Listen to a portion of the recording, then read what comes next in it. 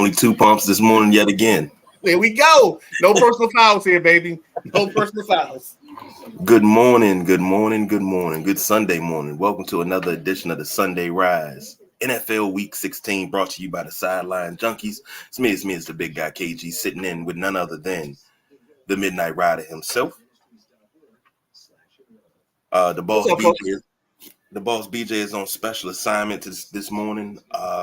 So you just get us two, and we get ready to rock this thing and get you around the league. So as you can see at the bottom, that's our discount code, Fort Mose. Christmas is tomorrow.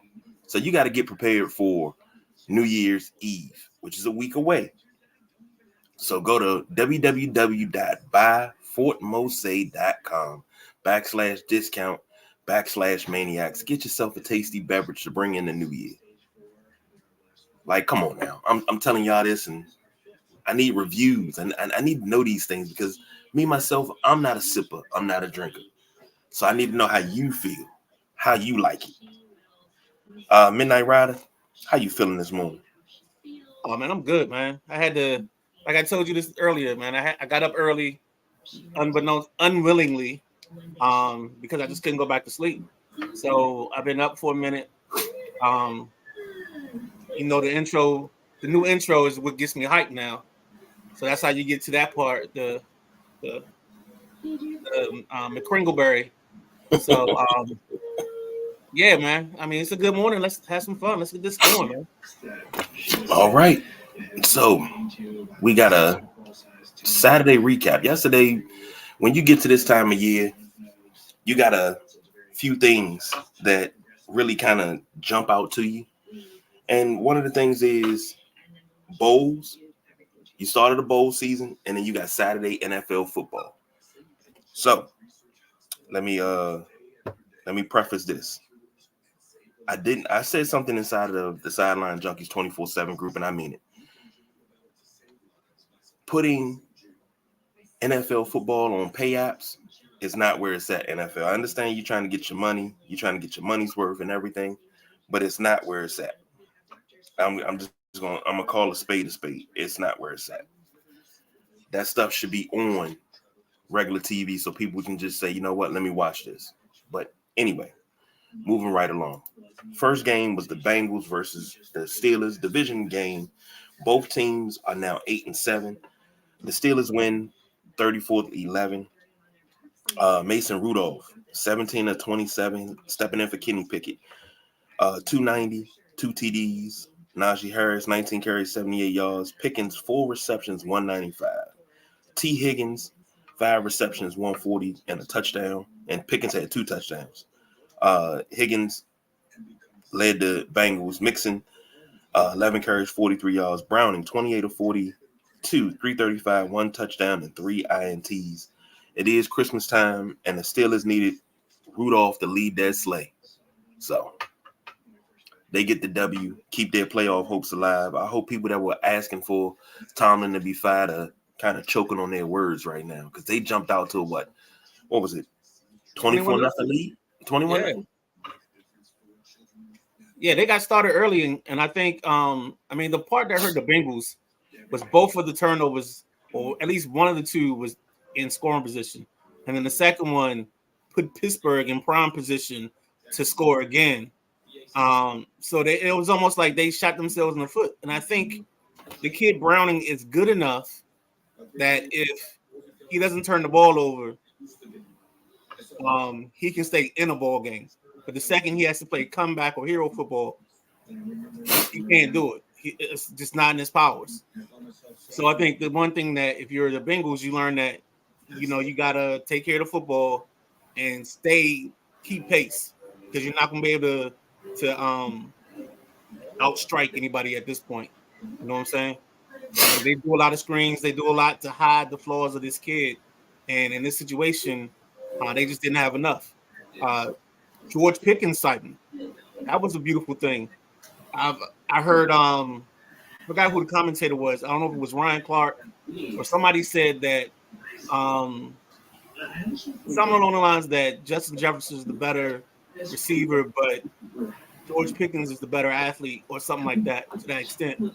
And I totally agree with that statement. I think George Pickens is the more dynamic player. The problem is you got to get him to hone in on his greatness and actually play up to that talent level. And when he doesn't, that's what you get 2 weeks ago. And when he does, you get last night. I think he had 4 for 195 and 2 touchdowns. And then you had T. Higgins on the other side, break one. He had 5 for about 140 and a touchdown. So we had some fireworks. It's just the Steelers got out early and there was no looking back once they got up. Agreed. And that's a good thing. In the nightcap, you had the Boss BJ's Buffalo Bills defeating the Los Angeles Superchargers, who are not so super right now, with an interim head coach, 24-22. That improves the Bills to 9-6 in the 5th seed for the playoffs. The Chargers dropped to 5-10. Josh Allen, 15-21, 237, 1 touchdown and 1 pick. Easton Stick, 23 of 33, 215. James Cook, another brilliant game, 20 carries, 70 yards. Austin Eckler, 15 carries, 65 yards. We got a Gabe Davis sighting. He led the game in receiving yards, 4 receptions, 130 and a touchdown. And Palmer had 5 receptions, 47 yards. Something that the Bills have been doing these last 3 weeks, something that everybody's been calling for. Run the damn ball. And they've been running the ball expertly. I think if they keep playing like this, nobody's beating them. I think they found their formula. Play bend but don't break defense, but run the ball on offense. Control the clock and just gash them. Well, in the words of Chris Berman, no one circles the wagons quite like the Buffalo Bills. And last night was a circle the wagon moment. I think at times they were on the ropes, but the Chargers being the Chargers just couldn't put them away, couldn't land that knockout punch. Maybe Deontay Wilder should have fought the Chargers, not the guy he fought last night. But that's for another time and another moment. Back to this game, I just think one of the things you talked about was just that, James Cook getting loose. I am salty at Buffalo because I needed Stephon Diggs just to have 60 yards. He only had 29 on 5 catches. Don't know how that happens, but I ain't gonna say nothing. But other than that, I think Buffalo's at the point we were talking about. They are going to be one of those teams that you don't want to get in the playoffs. And the problem for Buffalo is, will they have enough wins at the end of the season to get over top of the last 2 teams, which could be the Texans, the Colts, those teams. If they can get in front of them, then they're going to be set. And they have an outside chance to win the division if they win out. So good luck to Buffalo. Yeah, Buffalo has to win out, and Miami has to lose 1 game within the stretch. No, it's got to be more than 1 game because Miami's lose 2 games. So if they lose the one to Buffalo, that loses the season series, and that's where Buffalo clinches the division or wins the division based off that game. All right, moving on over to this week, or today, I should say. All lines are brought to you by FanDuel, our official, unofficial line provider. FanDuel. Sorry. Hit up the Midnight Rider, get his code so you can get some free money on FanDuel, and you can make a couple bets. Starting Tuesday, after we do the foremost, I'll post the link. So if anybody actually wants to join FanDuel and start getting the betting, when you make a deposit, it's a refer a friend program. And then you also, I think they are giving, after you bet your first 5, you get $150 in free bets. But they got to be used within 7 days. So, yeah, if anybody's new to gambling and wants to get into gambling, hit me up and we can do it. All right. First game on the slate, the Texans versus the Browns. This is a battle for playoff position because both teams are currently sitting in the playoffs, or at least in the hunt. The Browns are 3-point favorites. The over-under is 39.5, and I wrote that wrong, so I do apologize. Let me fix that. That just looks bad on my part. It's gonna irritate the shit out of me if I don't. So, Midnight Rider, what you got? So, this of course is on here because I'm the biggest non-Texans fan in the world. CJ Stroud is out of the ball game. Case Keenum, I think, is the starter this week. I think Texans are going to be dangerous, but I think Flacco and whatever the little mojo he has, maybe this is the precursor to January Joe from 10 years ago or 12 years ago. Maybe he's on that magic broomstick ride again. But I'm going to take the Browns, shockingly. I would normally take the Texans, but I'm going to take the Browns in this case. I think their defense is going to do just enough to keep Houston off balance. And that's going to be the difference maker in this ball game because I think Joe does just enough. Like Joe just for some reason doesn't hurt this team when he plays quarterback. He might have 2 touchdowns and an interception, but that interception isn't an interception that kills the team or kills the momentum. So I definitely like that. And Njoku has played out of his mind. I've dogged him all season. In the last 3 weeks, Flacco has made him look like an all-pro. So that's why I take the Browns in this ball game. And in terms of the score, I think we'll be under. I think this is a 2017 type of ball game. So let's go with that. Okay.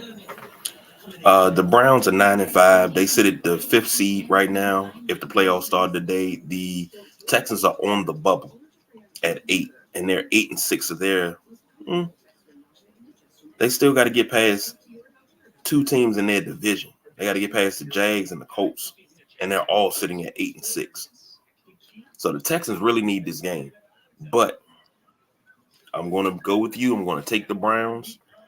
I'm going to go with the under, and the Browns covering this. I'm going to say 17-14.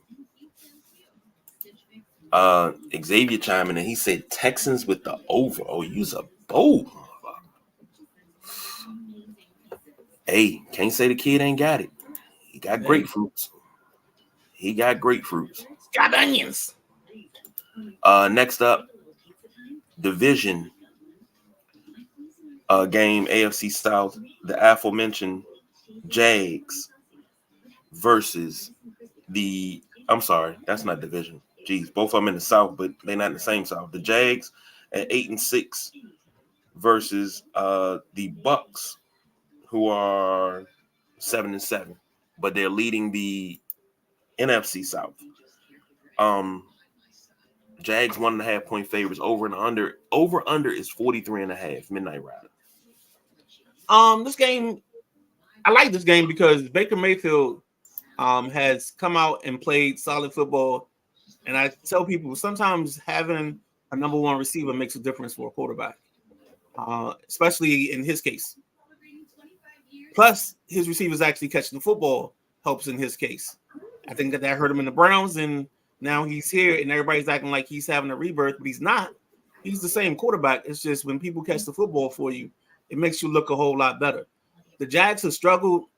The Jags have one of the more athletic defenses. I know last year I was all over their defense. This year it really hasn't changed. I think the difference is I think their secondary is a little bit weaker than it was the year before. So they're giving up some plays they normally wouldn't give up. You got your man back, Trevor Lawrence, who everybody's wondering about or trying to figure out, is he elite? Look, if they want to send us Trevor Lawrence, I'll take him. No holds barred, no qualms.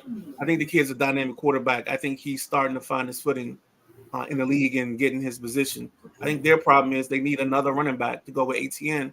And once they do that, they'll be more complete offense. With all that said, I say I'm taking the Jags. I'm taking the 1.5, and I'm taking the over. Here's a crazy thing. This wouldn't pass the smell test. When I say it wouldn't pass the smell test, I mean it. Because this is basically a pick'em. And you got 2 teams. The Jags, early in the season, the Jags were head and shoulders above the Buccaneers. Right now, not so much.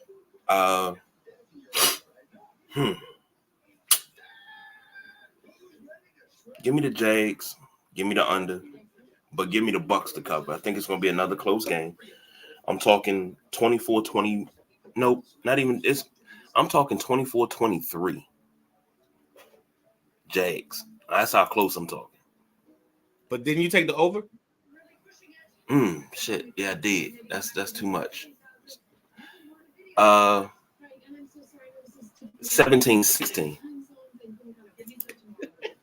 17-16 shootout. Xavier says, "Give me the Jags with the over." Yo, I love it when you do shootouts, boy. I tell you. Oh man, Yeah, man. Jags with the over. All right, next up.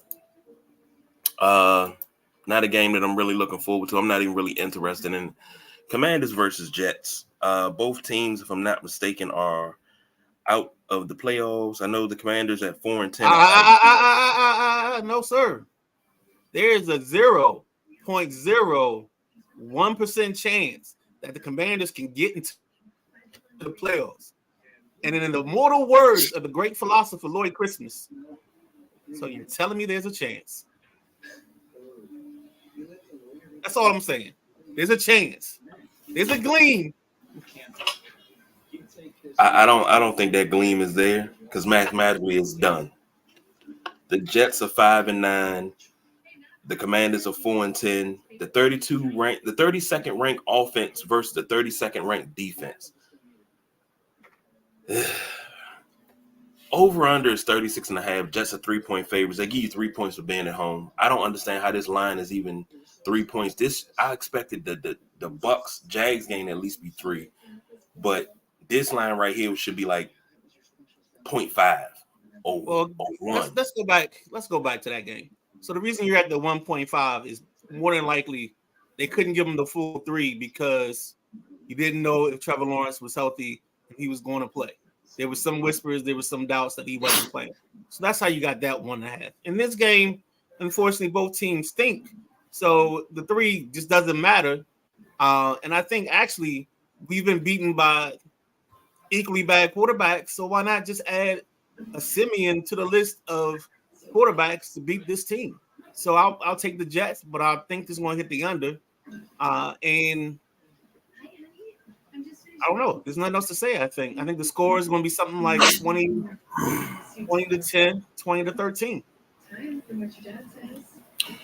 Here's the crazy thing.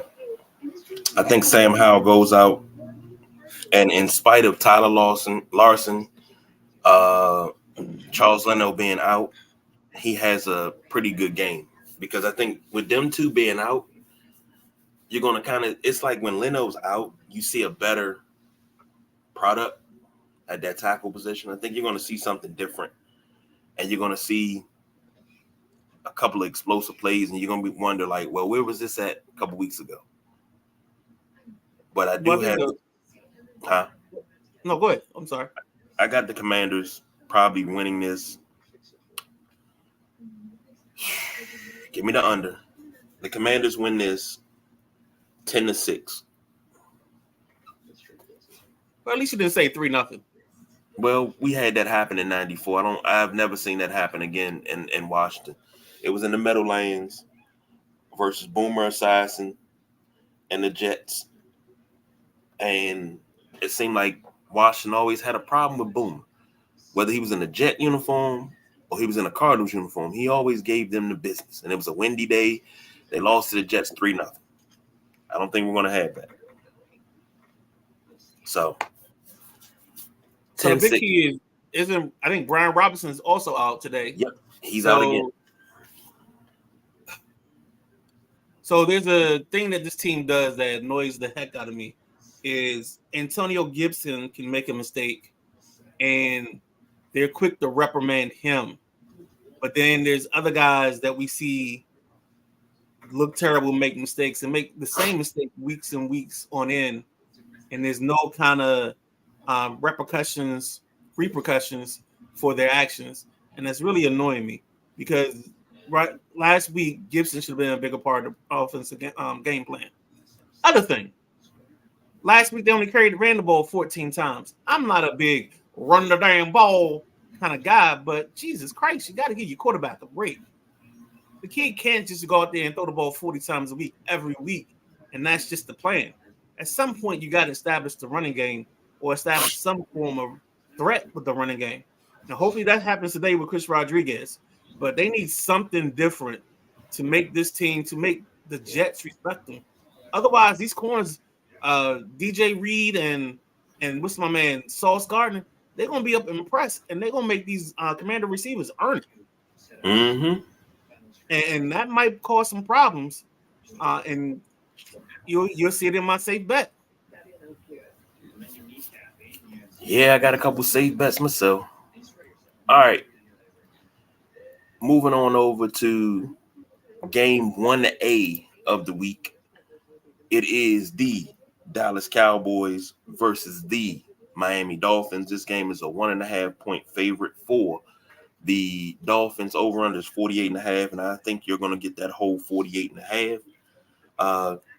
The Dolphins sit at number 2 in the AFC, 10-4. The Cowboys clinched their playoff spot. They punched their ticket. They're 10-4 at number 2 in the NFC. Midnight Rider, take it away. I just hope the Dolphins will do me one favor this week. They wear the old school greens, the green uniforms, that darker green Mm-hmm. with the white pants. I just hope they wear those today. Even though I love Miami's color scheme altogether. But to the game, back to the thing at hand. That was the interesting. Let's get to the important, in the words of Ron Rivera. And the important is, I think the Dolphins need this game more than the Cowboys do, because I think the Dolphins need to put enough space between themselves and the Buffalo Bills, so that way Buffalo can't come out of nowhere and steal this division from them. I think Miami's played well enough all season to be the AFC East champs, and I think they're going to be a little bit more desperate.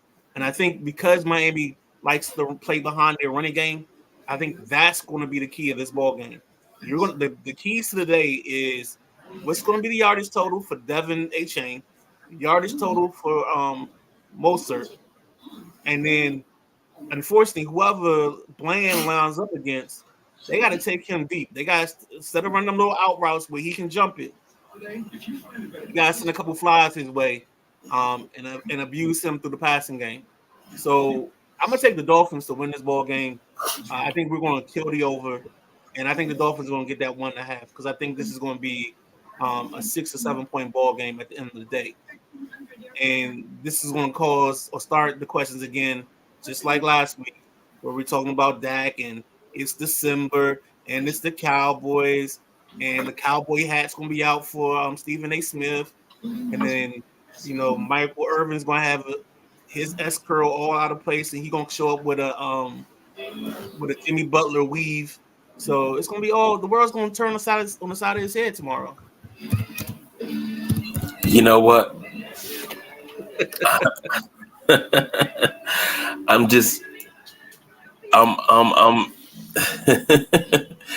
I'm looking for something while we speak, and it made me think of something, and I'm hoping I can get it. And I do. I got it. I mean, I don't want to do that because that always holds us up. I'm not going to do it. Nope, because I got to remember YouTube rules. All right, cool. I got to remember YouTube rules. But I'm going to send you something. All right, that works. And I say this because the Cowboys got their tickets punched. They're just playing for position. It's going to be they're either going to be 2 or they're going to move down to 5. So it's not, it's not much else other than that. So I really want to take the Cowboys in this, but I think the Dolphins get them. And if I'm not mistaken, the Dolphins, they beat the Commanders. They beat the Giants. They just got Philly.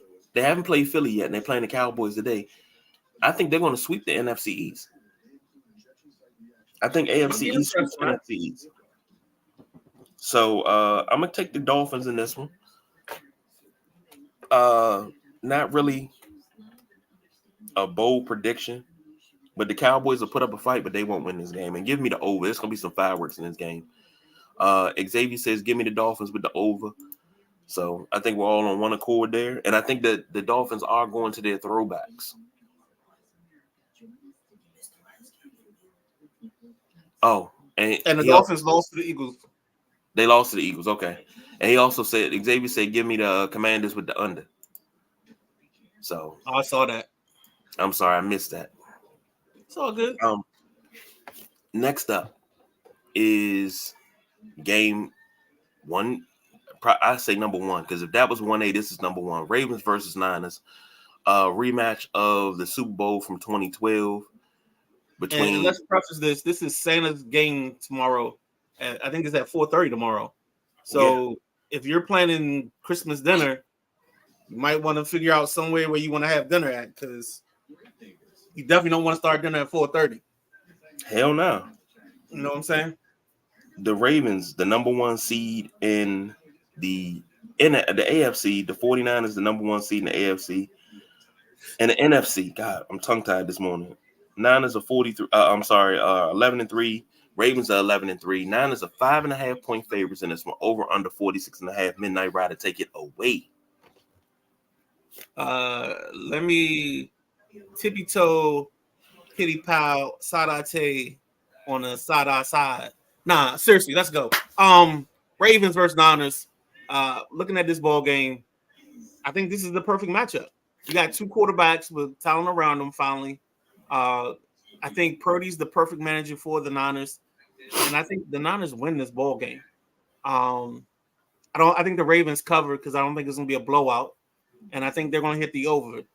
But the interesting piece of this ball game is going to be who's that back for the Ravens, because they keep finding a back. They had the kid Keaton Mitchell, who provided a spark early on in the season, but now he's out with a bad knee injury. So who's the next guy? Who's the next guy up? And that's who's going to probably make an impact on this ball game if they can get somebody to take that next step. And maybe they supplement that with Lamar Jackson, but they need somebody else to provide a spark in their run game to make this team or make this engine go. For the 49ers, I mean, we've seen it ever since Trent and Debo been back, the Boombox Boys, or when you talk about McCaffrey and Trent, Big and Rob, however you want to call them, this team has been on a tear, and you can't do nothing against them. Their defense is elite. I'm nervous about next week when we play them because they're solid on so many levels. And I know we had some plays against them last year, but it's going to be interesting. But back to the Ravens-Niners, I think the Niners definitely win this ball game. I think this game hits the over, but I think the Ravens will cover.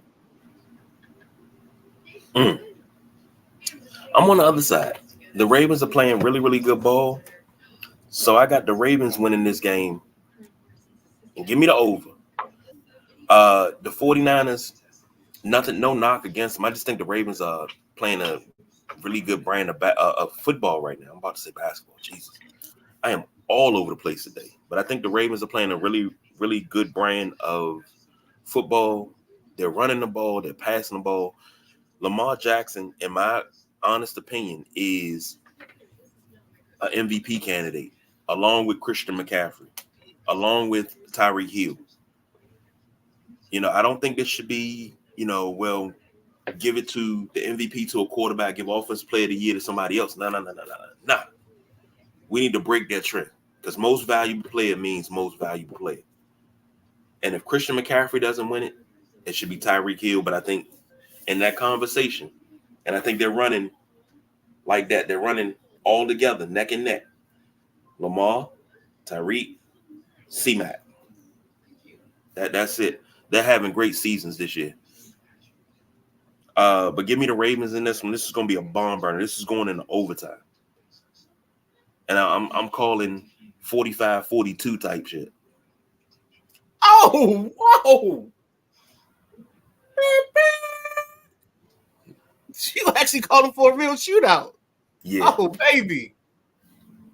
Not the old school. Not the Nah. Put the 22s away. Break out the bazookas. Let's go. Let's Xavier go. 49ers with the over. Let's So go. The over and the 49ers. We didn't get to it on Thursday. We're gonna get to it here.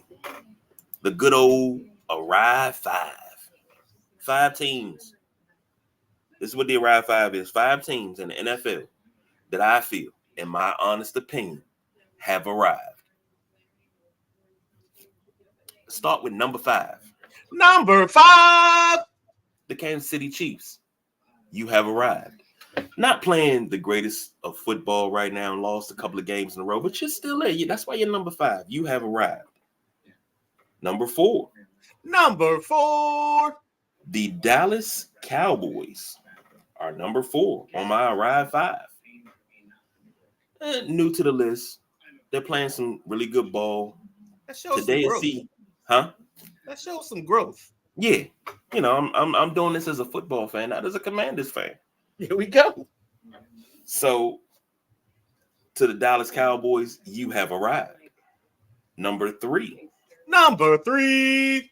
None other than the Miami Dolphins. Miami Dolphins. Miami Dolphins. Miami Dolphins. Number 1. Actually, you're number 2, but you're number 1 in your division. Well, yeah, you're number 3 on this list. You're number 2 in the division, but you're number 1 in their hearts. There we go. Number 2. Number 2. The Baltimore Ravens. You have arrived.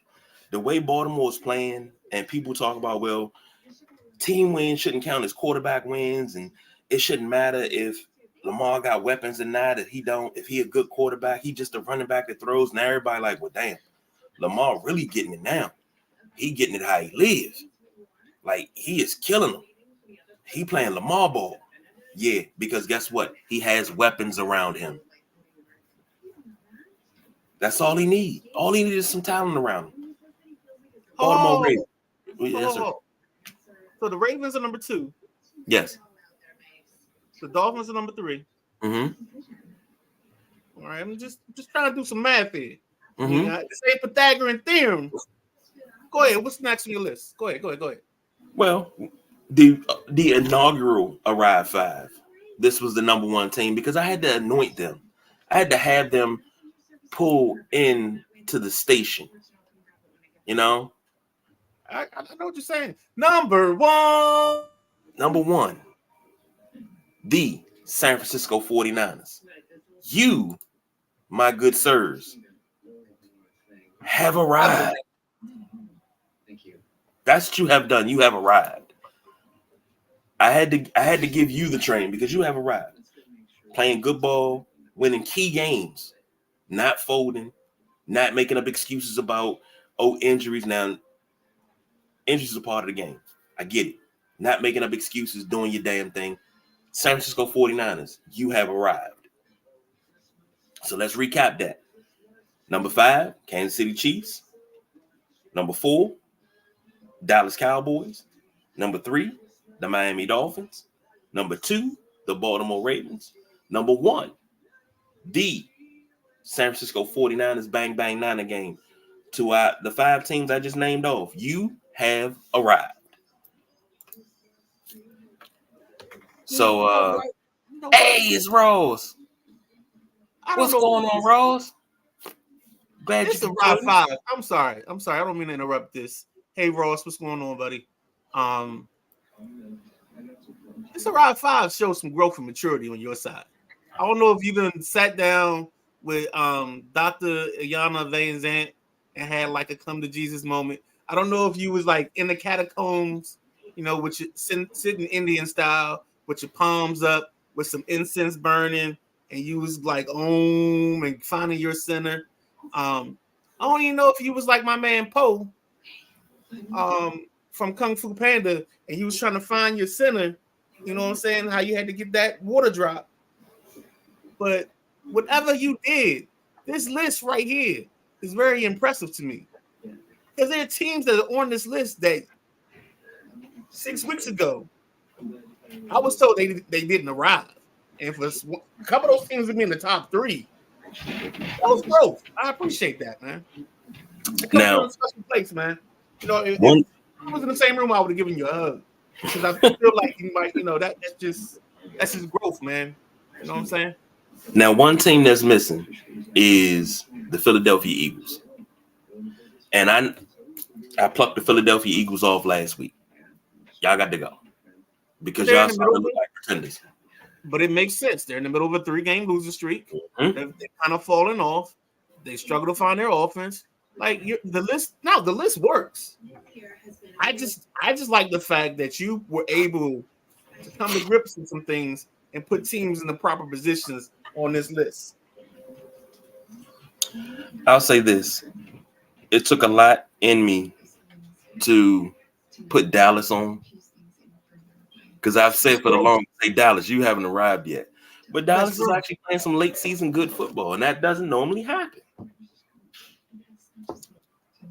That doesn't normally happen. You know what it is? It's the Christmas season. And the reason for the season, here comes a distraction. He was good. He was good. Oh, Lord. Oh, Jesus. Go ahead. Take your time. Go ahead, flush a little bit. We're good, bro. I see it in the lookup. That's the funny part. Well, I had to look. I was trying to see what was going on. But I didn't mean to take us off the rails. My bad. No. I mean, you say it's the Christmas season and everything. I get that, but I gotta give them the reason for the season. I gotta give them the props. And Dallas is okay. It's just that we're so used to Dallas collapsing around Thanksgiving. If they don't collapse around Thanksgiving, they'll sprint to the finish line and then they'll get in the playoffs. This is not me knocking Dallas. This is something that I've noticed. And I've said this for years, and I've been called a hater for it. When it comes to the Cowboys, 13-3. Fan base, we them boys, we back up. They putting up the Stringer Bell memes. Hey, put the word out there, we back up. Okay, great. I'm glad you're feeling that way. And then you come in, you get that first round bye, you hit that divisional playoff, you lay an egg, and you get smashed by a lower seed team. You're back at home. 2016 against the Packers in AT&T Stadium. You got smashed. Aaron Rodgers picked you apart. Like they had an APB out for this dude that just killed 53 Cowboys. He killed 53 Cowboys and playoff hopes and Super Bowl wishes. This is what happens. You come to expect it. Everybody is Dak. But see, right now, Dak is playing. Dak got to be in the MVP conversation as well, because he doesn't have a dominant running back in Tony Pollard. He has a running back by committee. When he had Zeke, and Zeke was leading the league and rushing and everything, they weren't winning. I'm gonna tell you what happened. Okay.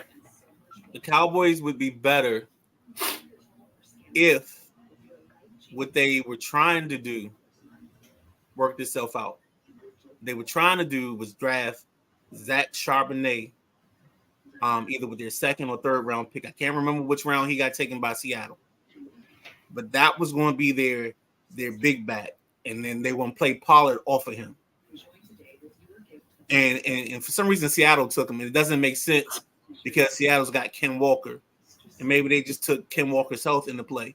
But Dallas would have been better if they had gotten Charbonnet, the kid out of UCLA, and I was big on him, and I thought that's where he was going to end up. But yeah, that's why Dallas's offense is struggling. So you see the kid Dwindle or whatever his name is. You see him getting a lot of carries right now, but he's going to be gone next year. He'll be back at third running back because they'll draft the back. Somebody like a kid like Jonathan Brooks out of Texas, even though he's coming off a knee injury. A kid like Will Shipley from Clemson. So you'll see somebody else in that backfield with Tony Pollard next year. Well, I had a question for you. Now it may seem like I'm harping on the Cowboys. I'm not. Like the 49ers. I had the 49ers not arriving for the last 2 years because to me they couldn't win the big game. And you know what? I can't say that because that goes against the philosophy of probably one of my greatest teachers in John Madden. They always talk about the knock of you can't win the big game, but tell me when there's a little. Tell me what game is a little. Sometimes in games you need a first down here, a stop here, a completion there. You know, there's always something. There are no little games. So let me not say that San Francisco can't win the big games. They don't show up in the important moments. Let's just say that. So, you got a second for a little. This is for fantasy owners. The inactives just came out for the 1 o'clocks. Trying to give you just some of the important names, some of the offensive players that are out today, so that way you can adjust your lineups accordingly. In Indianapolis, Zach Moss is out, and I know Jonathan Taylor is in. So if you have Taylor in your lineups, if he's sitting on your bench, go ahead and move him. Michael Pittman's out with a concussion, so move him out of your lineup if you have him. Let's see. Nobody for the Falcons of importance. I do know that Taylor Heineke is starting for the Falcons today, so let's go ahead with that. At the Green Bay Carolina Panthers game, important people are Christian Watson's out, Jay Reed is out. On the Carolina side, I don't think anybody would have anybody on the Carolina's offense. I do. Chuba Hubbard. Yeah, okay. Like I said, dude puts up numbers. Don't knock it. He puts up numbers. Okay, I'm not discrediting that because I was a big Chuba guy coming out of Oklahoma State, so I understand. Cleveland, a couple of defensive players are out, like Juan Thornhill, who's big in their pass game coverage. For the Texans, of course, C.J. Stroud is out. And, of course, don't forget Tank Dell is out for the season. Mm-hmm. In the Detroit game, nobody of importance. For Minnesota, I mean, Dobbs is not even the third quarterback. Ooh, that's tough. For the Commanders versus Jets, you got Brian Robinson out. And, of course, you got the center Larson and Leno out, but I think that's going to be mitigated. That's not going to be too big of a problem. On the Jets side, if you have Randall Cobb, he's out. Seattle and Tennessee, there's no Will Levis is out for the Titans, so I'm guessing they're starting Ryan Tannehill at quarterback today, and that's about it. That's it for the 1 o'clock window. Okay, let me say this on fantasy. I jumped out in fantasy football in our league. I jumped out 12-2 record, regular season. Got humbled the first game of the playoffs. Shout out to Keith. Yeah, shout out to Keith. You knocked off the reigning champion. It's cool. Now I'm looking at what's left. If everything goes the way that is predicted, the championship game will be a cream. Cash rules everything around me, which is Ross, versus the Can't Get Rights, which is the Midnight Rider in the championship game. Don't do this. Don't do that. Don't do that. Don't do that. Don't throw that mojo out there. Don't you wish that evil on me, Ricky Bobby? If everything goes the way that it's playing, and I say playing the way it's predicted, this is what happens. When I tell you I will be intently watching that game, intently, that is an understatement, because I want to see what's what. And I want to get with BJ and Don, because we were looking at trophies. And I want to do a trophy this year. Like, I'm not doing this. I got to stay in the day. Today is the most important day. All right. It's the present. It's what I got to deal with. Tomorrow's too far away. And yesterday is already done. All I can do is what's right now. Sorry, man. Had to give me a little Ray Lewis in here. Well, look, certain things, all you got to do is ask for. You know that, right? You do realize that. Yeah. If you ask for them. Right now is all we got. You know what I'm talking about? The greatest opportunity in the world is found in today. You understand that? We don't even know what yesterday got for us. You know what I'm talking about? Because it's already gone. Tomorrow, too far away. What about right now? What about right now? Huh? Would you give it all up for me right now? I got you. Huh? Let's go then.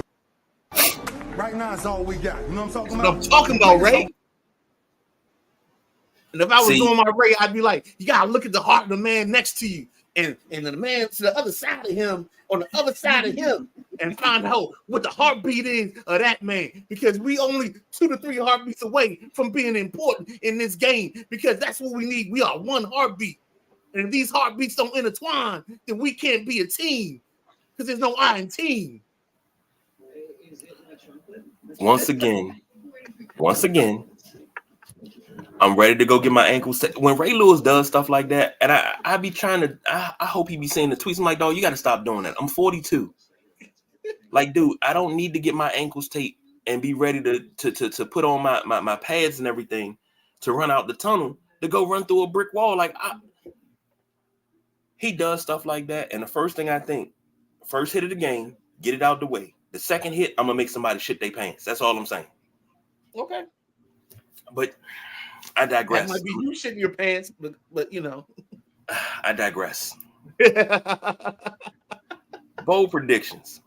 Oh. Give me your bold prediction for the day. You go first because I wanna figure out which one I want to do. Bold prediction, and I know it's gonna happen because I'm not starting them in fantasy. Sam Howell throws for 300 yards. No picks. Takes probably 1 sack, and he kind of sort of picks apart the Jets defense masterfully, but we just don't get points out of it. It's not going to be his fault. It's just going to be not getting points. It's going to be pretty much play calling, but he's going to pick apart this defense. That's my bold prediction. I'm talking 350 plus. Oh, let's go. Bold prediction. Both Kyler Murray and Justin Fields will have 100 yards rushing in today's ball game. They will have a passing and a rushing touchdown each. And that's it. I think that's bold enough. Okay. Both quarterbacks with 100 yards. And then my other bold, because I'm going to take BJ's spot and give us a third bold prediction. I got Jonathan Taylor going for 175 and 2 touchdowns. I hope so. I'm starting him in fantasy. I hope he does. Now the safe bets. Safe bets. Safe bet is the Jets corners will have an interception each. So DJ Reed and Sauce Gardner will have a pick.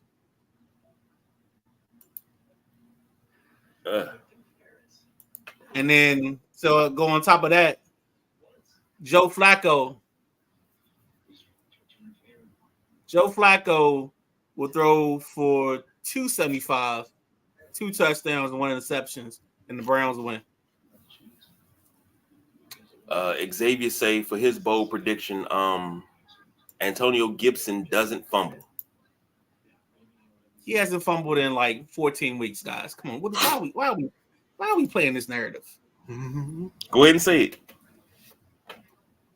I'm not doing it. What are we doing here? I was just trying to make the whole show without saying it. You're not. It's always gonna be something. That's like a silent signal. It's like a dog whistle. When you say that, I'm like, all right, what are we doing here? We got to move on. Oh my god! You Okay. don't understand how much this week after you said it. So, I don't know how much regular TV you watch, but there's a show How I Met Your Mother, and they had this episode where everybody was talking about the thing that everybody does, but nobody else realized it. So, like one of the guys, anytime you said like that person's a Major Payne, they'd be like, Major Payne reporting for duty, right? And that was like his thing. And like once everybody caught on to it, it was like this glass shattering sound that was made because then everybody realized or picked up on it. Or this one dude had a thing where he kept correcting people's English or their grammar. So the glass shattered, and then everybody was like, oh. So when you did that the other night, it was like glass shattering, and I was like, oh. And so like all week long, I've been like trying to keep myself from saying, "What are we doing here?" But I guess No. it's a staple, so I can't stop it.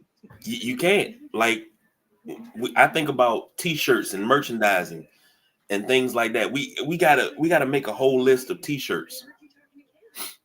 So I guess my two are content and what are we doing here? Mm-hmm. The Nubian Sumo, it's tasty beverage. Mm-hmm. So that's the Nubian Sumo. That's automatic tasty beverage. You know, and even Ross, that's your catchphrase. It is. It is. It is. It's always something. Like y'all say for me is you haven't arrived yet. You know, yeah. I'll give you that. Everybody has their thing. So, safe bets. Xavier chiming in early. My safe pick is Sam Howell throws for over 200 yards. I agree with that. Well, you got him going for 350. So yeah, he got to go. He got to get to 200 to get to 350. Yeah. My safe bet. The Commanders don't look as bad as you think they're going to look.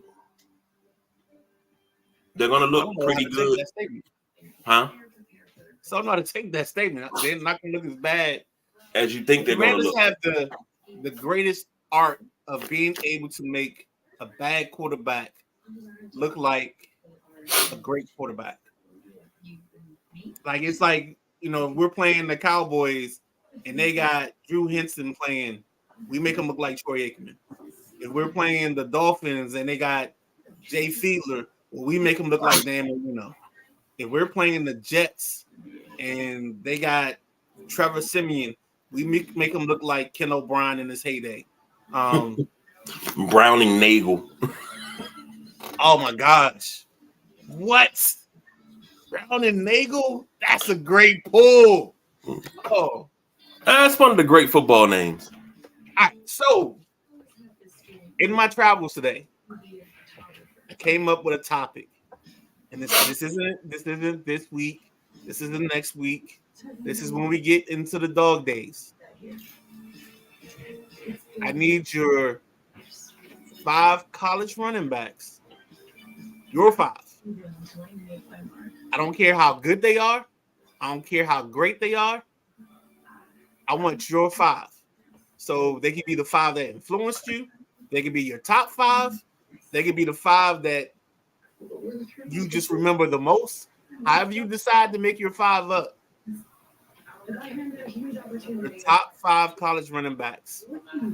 I'll say of your lifetime. So I don't want you going back. Sorry, I didn't place you that. Hey G, talking about Red Grange and Crazy Legs Hirsch, Paul Horning. I don't need you doing all that. I need you your lifetime. See, okay, now you narrow it down, but see, inspiration comes. I need your lifetime. Because dog, all right, hold on, time out, dog. So let's talk about this because you do this all the time. So you're telling me, as like an 8-year-old, you're running around the field at Suitland Middle School, and you're like, "Here's Crazy Legs Hirsch out of the backfield. Ooh, Crazy Legs shakes 1, shakes 2." You're not doing that for your all recess team. No, when it was that, it was, and this was 8, 9 years old. This is Palmer Park. This is Matthew Henson Elementary School. At recess, if I had to run the ball, I was. That's it. That's it. That's you a asked tease. me a question. You call that a tease. You call that a tease. Oh man, Matt. He says, "Hey guys, watching from Tampa Airport, flying home. Merry Christmas to all of you, and wish you all a safe and happy holiday. Merry Christmas to you. Safe travels." I don't think Matt got a nickname. I don't think so. I gotta check the tape. I don't think we nicknamed him yet. That's gotta be part of his process. Agreed. And Ross says Tony Dorsett was one of his. And Ross, don't bury the lead, Ross.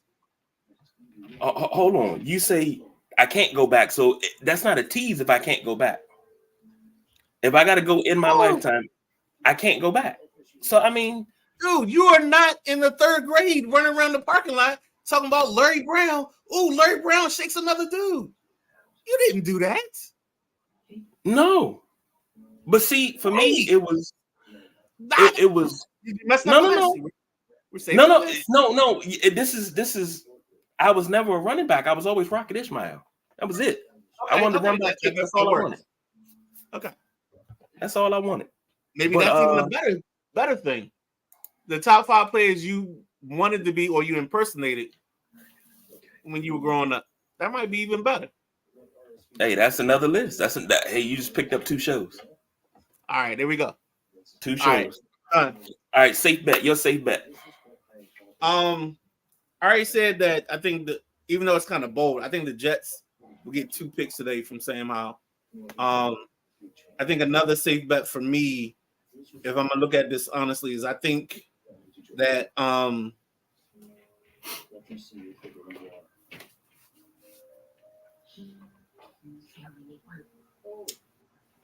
think Kyle Pitts and what's the wide receiver from USC, Drake London, if they're both playing today, I think Taylor Heineke gets both of them the ball and they both score today.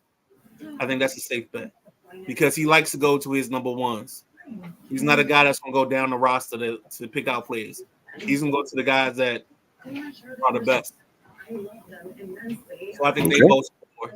Meanwhile, Arthur Smith probably blows having the best running back in the nation or the best rookie running back and continues not to play him in prime position to score points. Sorry, that was a ramble. Matt say my safe bet is I will want to throat punch at least 20 people when we had to transfer in Atlanta. Here we go. He was at 6 the other day, so that sounds possible. Oh Lord. So my new nickname for Arthur Smith is Dale Harris. That's what I call him. Ooh, not even gonna touch that. Not even gonna touch it. Why? Delmar Harris. So if you have the best rookie running back in the league, and you stifle him, you treating him like Dale Harris treated Kobe. But I digress. Go ahead. Funny fact, I have a Dale Harris basketball card. If you want me to shred it, I will. I will joyfully shred it. I will take it to the little grinder thing, and I'll like get it stuck halfway through, and then rewind it back out, and then I'm sorry. That probably means something to you. We got to do that too. We might have to get you and Ross to do a collector's show. Oh, believe me, I've already when Ross gets well, I already told him. I said I'm coming to see you. I said I'm bringing the both notebooks and the book bag. Like we may have to do like a top 10 card type of segment or something like that, and do that as a standalone. Like not part of the Sunday Rise, not part of like almost do it in part of a maybe we do it in part of a clear production thing, like as an All In Sports, where we do a collector's show, something like that. I'm out here giving out content. I swear to God, boy, I'm amazing. You just, hey man, it's coming up on that time where we gonna be quiet, and even Ross agrees. He said a collector show would be cool. I guess. Looks like Matt is throwing his hat in the building. And Matt says, I have a Gretzky rookie card, definitely my top card. Woo!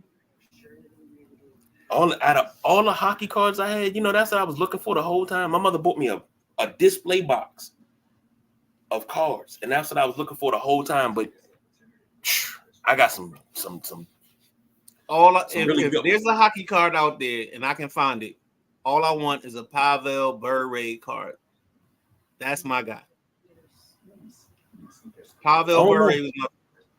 If you got a I'm telling you right now, I will be your best friend if you can pull out a Pavel Bure card. I don't even care. It ain't gotta be a rookie card. Now, see, I might have to But look it in the has to book. be- But it has to be a Florida Panther, Pavel Bure. Oh no, I don't have that. Mine from the early '90s. Florida Panthers weren't around yet. So he came around in '98. No, early '90s. I'm Okay. talking like 92, You 93. don't have any hockey cards after '98.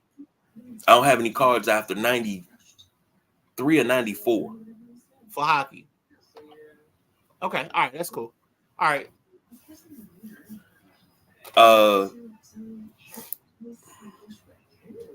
Matt says I have one. I know I have one.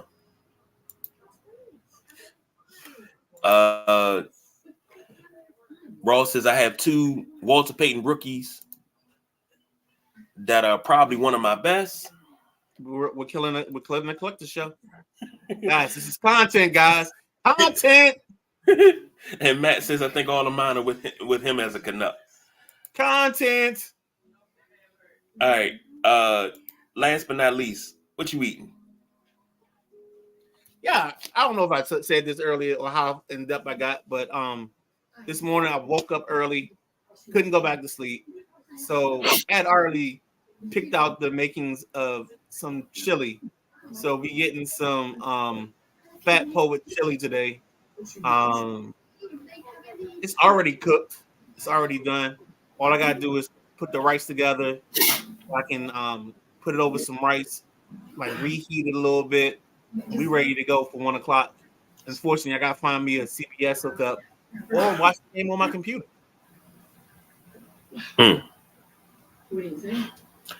Well, my wife has the turkey out. She has ham.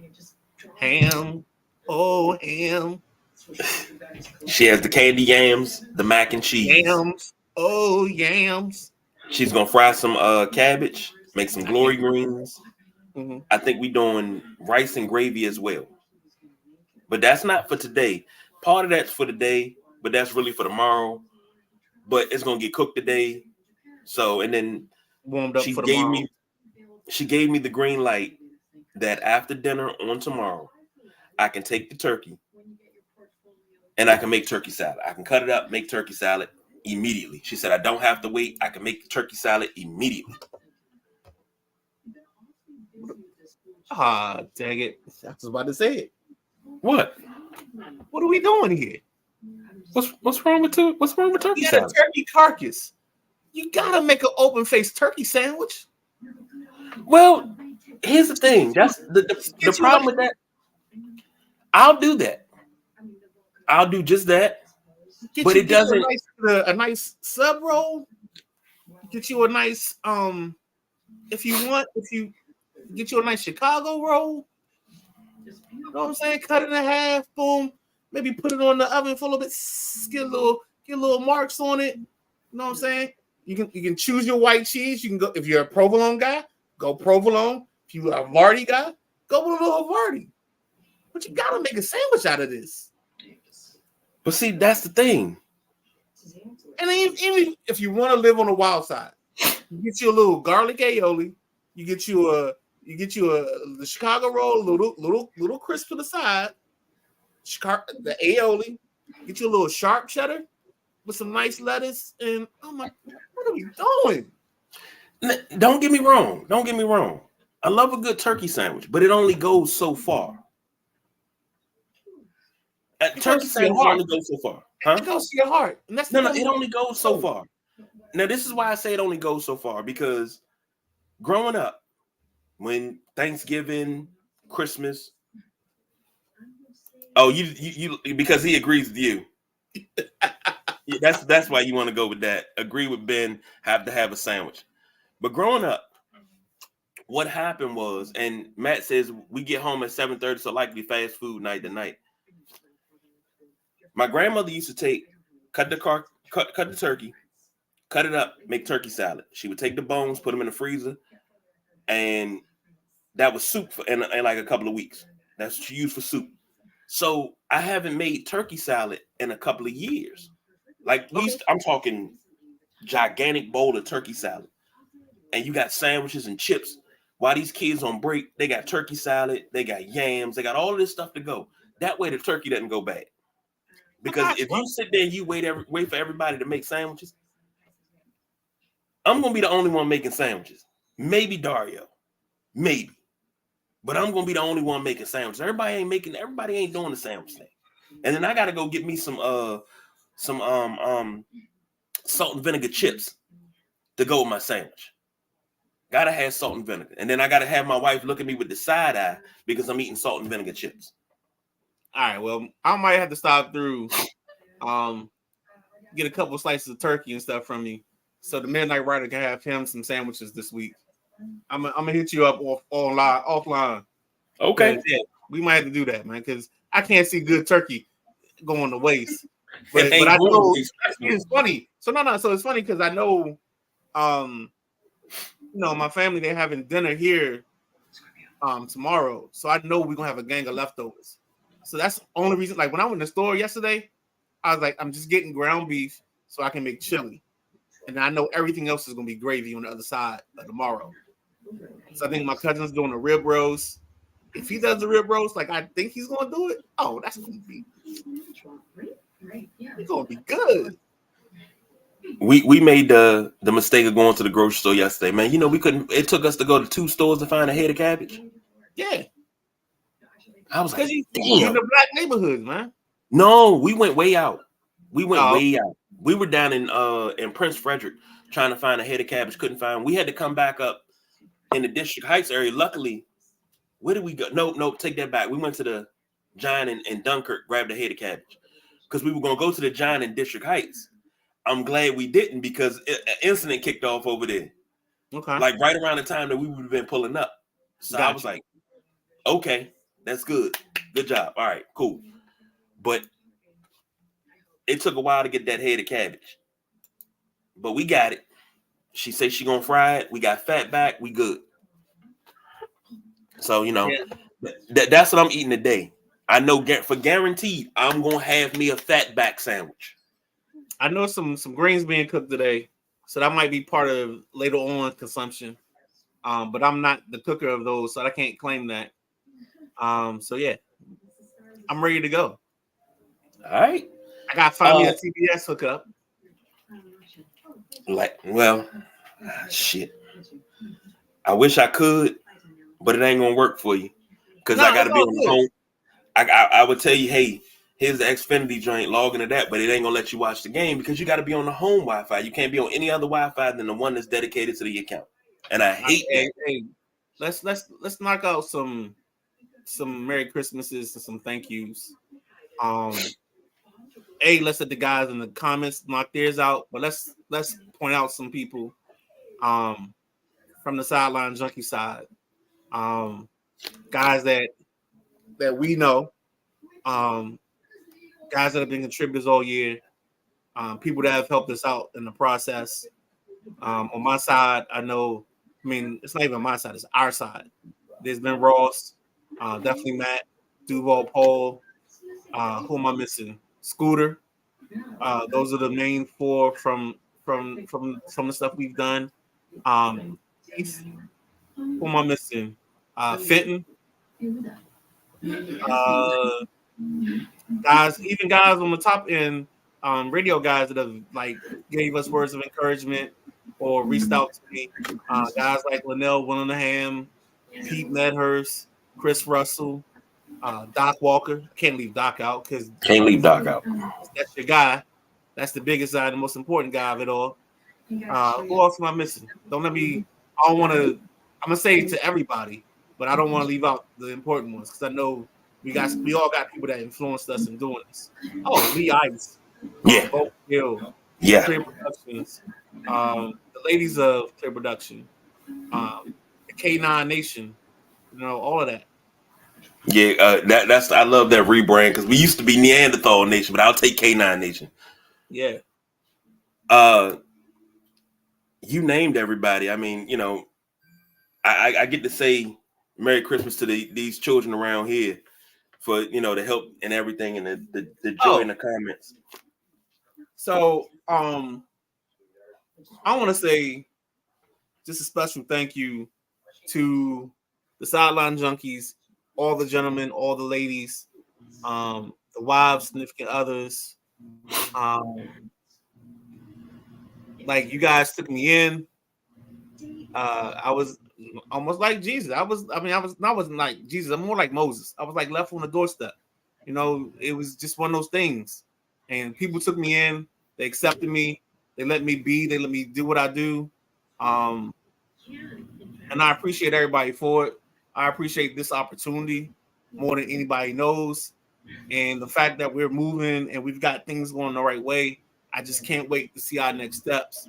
You know, I graduated in 1994, and our slogan was "Kick in the door." Here comes 1994. But I think for the Sideline Junkies, it's going to be kicking the door because we're coming for all the accolades and all the recognition in 2024. I agree with that. Until they got to put up with me on Tuesday. Okay. Let me get to that in a second.